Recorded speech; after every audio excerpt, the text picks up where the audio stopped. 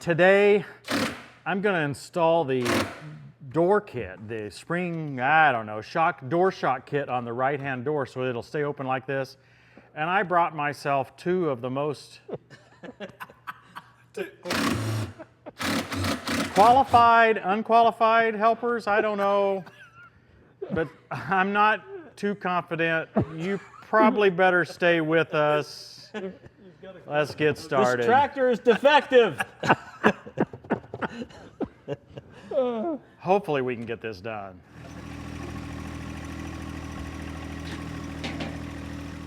So that screw backed out about 1/4 inch and locked up. So we're trying to do this on the old 3520 auction tractor. I've nicknamed it Salty because of the salt damage on it. Old Salty. That reflects Tim's attitude today also. But so the screw in here that I warned about in my install video has proven to defeat us here. So this console will not lift up easily. Okay, so it's about time for Salty Tim to get involved here. And from the time I saw your video, which had no audio by the way, because the guy who gave you the microphones gave you probably subpar microphones. He didn't warn me about the mute button. I still think we can install this thing without taking all this off. As Tim mentioned, it's possible to do this without removing this console. There's enough flex in this thing to get it up out of the way a little bit, especially if you remove the front screw.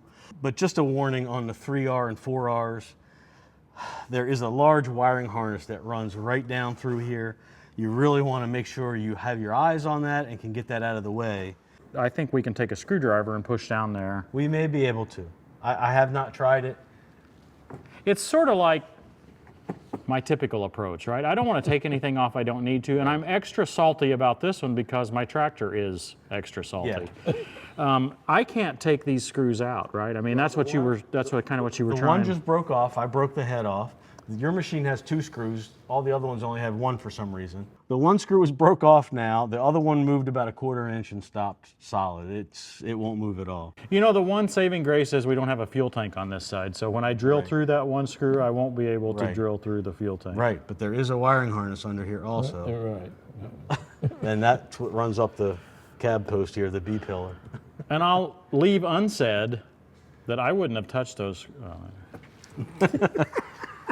So anyway, we're going to start this install video. Salty Tim, Salty Tractor. on Old Salty here. And luckily we have Kenton here to keep the mood elevated to a higher level. Yeah, we're at some kind of level. So I'm going to jump in the cab. As our first part of the video, we're going to install this door side bracket. Yep.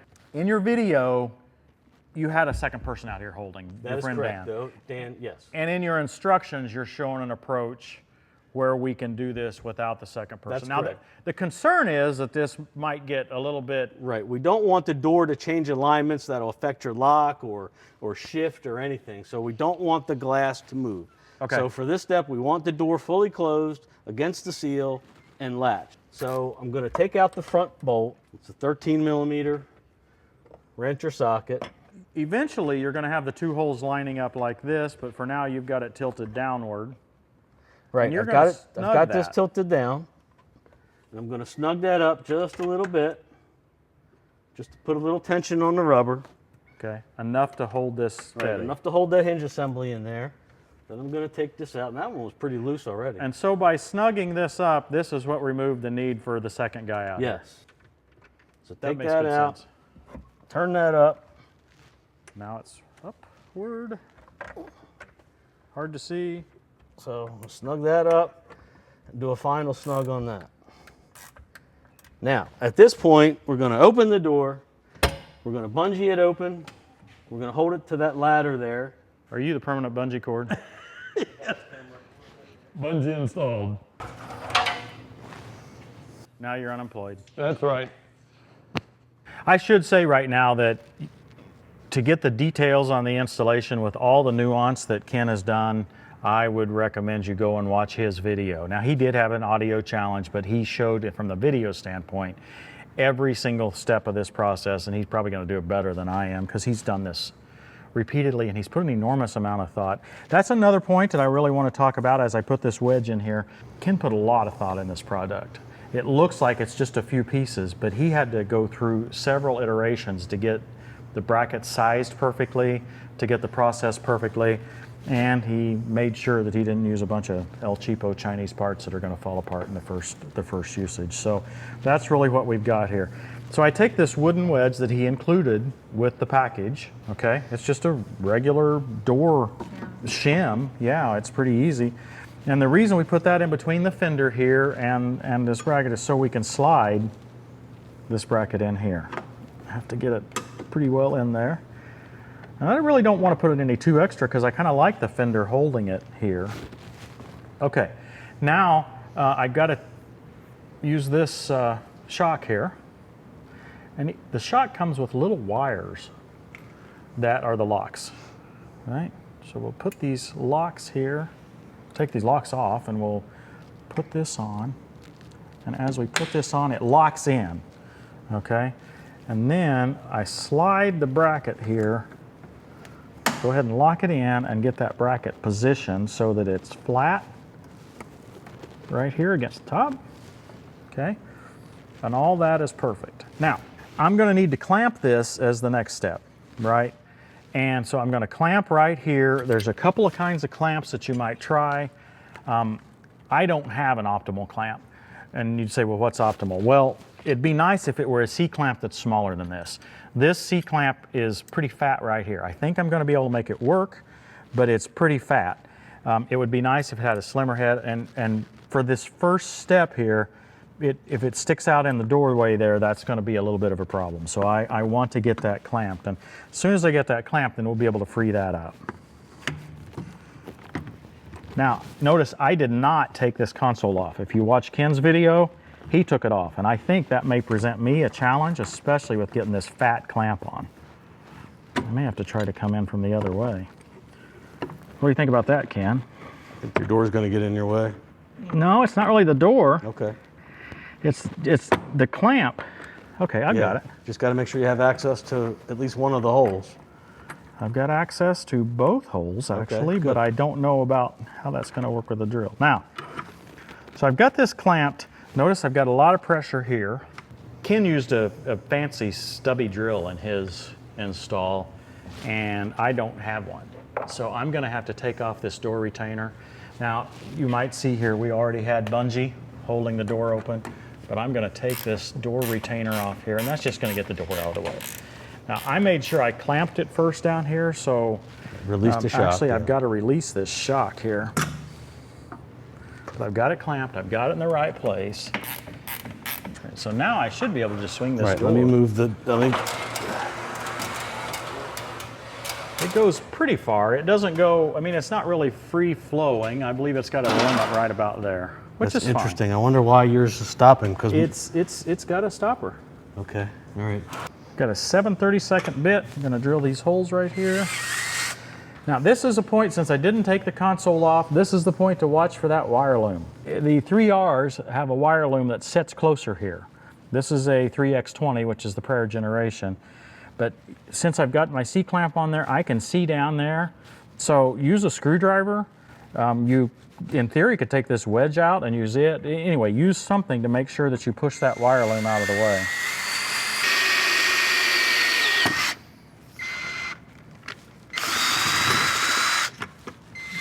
Okay, now typically when you have two holes to drill like this, it makes good sense to put the first bolt in before you drill the second hole, right? Because then if you don't watch it, you might have those not lining up. Same would be true if you're doing bolt-on hooks in your bucket. Drill that one hole, put that first bolt in before you do the second one. Here we go with the second bolt. My drill bit must be more dull than yours, Ken. And it's not very old. There we go. So going through a loom is definitely a risk, so you want to make sure you have those looms pushed away. Now that I've got both of the holes drilled, I can remove the clamp. One thing Ken points out is don't just wipe this off, right? If you wipe this off, it'll scratch. And in my case, a brand new fender, $370. Use your built-in air compressor. That will do the job. I had another comment from a user. This is user tips.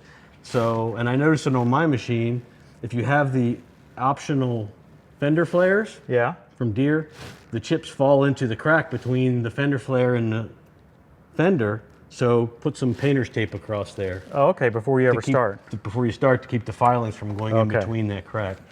So now is where the trick goes, right? Even though we drilled the holes there, we are not going to put the bracket there. We're actually going to put it on the inside. So I'm going to jam this in a little bit further just so that I can pull it out easy. I pull this out and I set it on the inside now. Totally out of sight. I'll put both bolts in. I'm going to take a piece of painter's tape, put on the back side of my wrench, okay? And by doing that, I probably got too big of a piece, really. I really just want enough to cover that back. That's the beauty of painter's tape. You can rip it around, do whatever you want. I'm going to put that nut in there. Obviously, you want the locking side away, okay? And then I am going to stick that wrench, nut and all. Got to pull out my wedge here. I don't need it. See if I've got enough hands for all this. I'm going to try to hold the screw in with the screwdriver. You know, I'm going to wedge that. Yeah, now I've got my wrench this way. I've got my tape on it. I'm going to go right in there. Surgical precision here.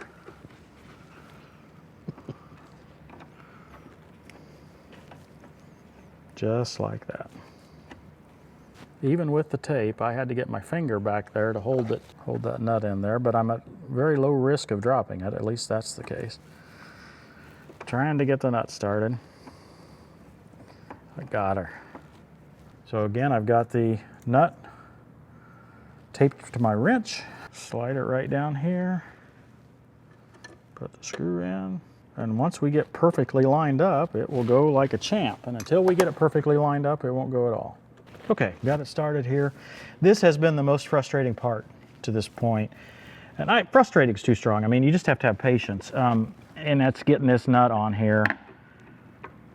I think if you can take the console off, right? I mean, ours, again, this is old salty. We've got a mess in here. We cannot get that screw out. So taking the console off was really not very much of an option. It was going to be much more involved. But if you can take the console up, I think that'll be a good benefit. If you can't, we've proven that you can get the job done. The tape on the wrench, you know, I think that's probably the best way. If you can continue to have issues, you might get a flange nut. This is a 12-24 nut, okay? And you would need a flange nut, you would need a lock nut, right? So it's you've got to make sure it locks. If not, it's liable to vibrate loose. So, you know, you can go get that. I think Ken might try to do that in a later order. But for right now, I think there's probably no need for it. I was able to get this done. The only challenge is just being patient. And I do think taping the backside of the wrench works well. If you drop that thing, as Ken said, it's essentially gone. We still don't have this attached, that's fine. We can release our bungees back here. So I can put this on here now. And I need to make sure I get them fastened down. And then the holes on the back side where I need to re-put my lock. So you put it in the hole over here, and just the act of putting it through the hole locks it on. And then the whole idea of the spring is to keep it from coming out, right? So I'm just fold it right down there. And again, it should be on this side this time. It's a little hard to get it started. I got old man eyes here. You want the cheaters are right here. There we go. Got it started, I fold that down. I should be able to try it now. That little cylinder has 80 pounds of push. Wow. Okay, that's gonna work perfectly. It auto opens. Now I'm ready to put this back on. Gear wrenches, you always put them on backwards to start. It's just part of it. I am not used to doing my installs with the expert watching over my shoulder. Ken, did I do okay? And what would you have done differently? You did fine. You did fine. The challenge was the console in the way, Yeah. which we just didn't feel like fighting the rusted screws, and that large clamp you had. Other Yeah. than that, getting the nut started on the screws is the most challenging part. I will probably in the future kits add a flanged nut, but it's just challenging. It's an awkward spot, it's blind, and the risk of dropping it is great. And if you do, you don't get it back. Yeah. And Kenton, Yeah. you've got one of these kits. I'm looking forward to doing it on my 4052R. Yeah, you haven't installed it yet. Nope. Do you think you can now? I do. And I've had my console out before. So okay. To you guys' point, there's only one screw in the back and there's a nut on the bottom. So Okay. and the screw up here. So all that, I've had that out Well, before. the true test is, does it work? Oh, let's see. The thing Whoa. is, it's been working this whole time. We've been talking to you without somebody You've having been to hold leaning it. on it. You've been holding it. Yeah, I guess I was leaning on it. This is the whole reason. I mean, Deere doesn't put one on apparently because they don't want you egressing or ingressing out of this side. But the point is, oftentimes you want to talk to somebody. Right. Yeah. Right. Or you're hooking up an implement and you want to keep reaching in for the rock shaft, and you're constantly fighting the door. I just don't understand. So you can get this boltonhooks.com. The tractors, I believe, have been built since 2006, and Yes. they still don't have them. You still can't get this from Deere. That's correct. Ken is going to make it work for you. I appreciate it, Ken. I really do. Yeah, this cool. is something we've needed for a long time. And overall, I appreciate not only Ken, but all of our partners that just are trying to make things better for us, right? Absolutely. And this kind of work drives the manufacturers to Make get better changes. too. Yeah, they see what the aftermarket is offering. Absolutely. So thanks very much. I appreciate it. Thank you, Kenton. Yeah, you're quite welcome. If you saw our last video, we had this tractor and all of our tractors as muddy as can be. Kenton was washing all morning just so we could do this video. I was practicing washing. Practicing washing. I don't even know what that means. Thanks for watching, everybody. We'll see you next time on Tractor Time with Tim.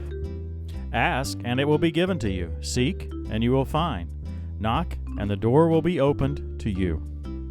You said two people. We just want to do one person. I'm Hop gonna in. do it- Let's get on I'm with going to it. do it way I describe it in the instructions. Too wordy. Get on up in there. Too wordy. You're one to talk. Oh, yeah, you shut the door right on the camera, man. Oh.